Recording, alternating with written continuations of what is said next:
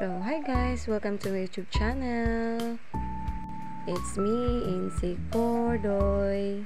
Good morning guys! Kakagising ko lang nito guys. So, wino-warm up ko lang yung face ko. Nagising ako guys ng 8:30 AM. So sinabi ko sa anak ko na magpapatimpla ako ng gatas. Ganito talaga ako guys kapag nakauwi ako dito sa probinsya. Matagal akong gumigising sa umaga. Minsan, ginigising ako ng anak ko. Tapos minsan, sinasabi niya sa akin na gusto mo bang maggatas mama? Kaya ayun, tinitimplahan niya ako ng gatas. So pagkatapos niyan, sinabihan ko siya na iligpit yung hinihigaan namin. Kaya ayun.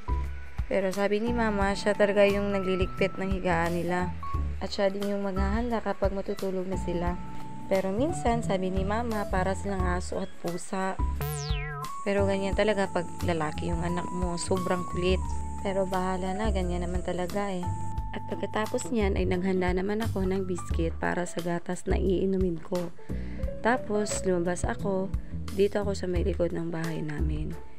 Dito kami nagmumuni-muni at nagpipintuhan pag may bisita.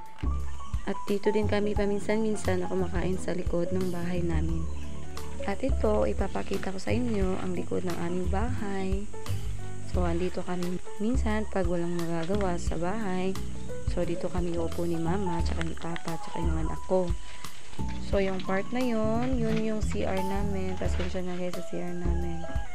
At ayun na nga, nagluluto na yung anak ko ng sinangag na kanin. Sobrang sarap talaga niyan. Lalo na kapag may tuyo. Mabubusog ka talaga. Ito yung kain na simple lang pero masaya dahil kasama mo sila sa pagkainan. While ako dito, umiinom na ng gatas tsaka yung biscuit.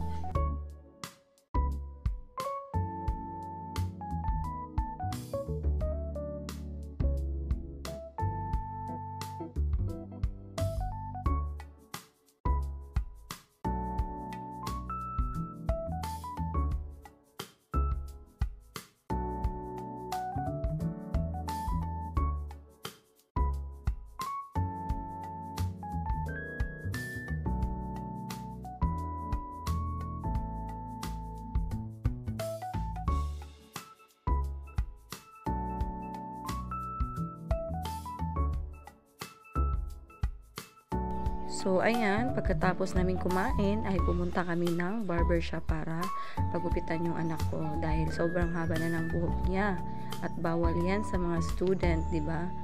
So, pagkatapos niyan, umuwi na kami, daladala yung pagkain ng kanyang manok, tsaka bumili na din kami ng pagkain namin, yung pansit canton, bumili na din kami ng mantika.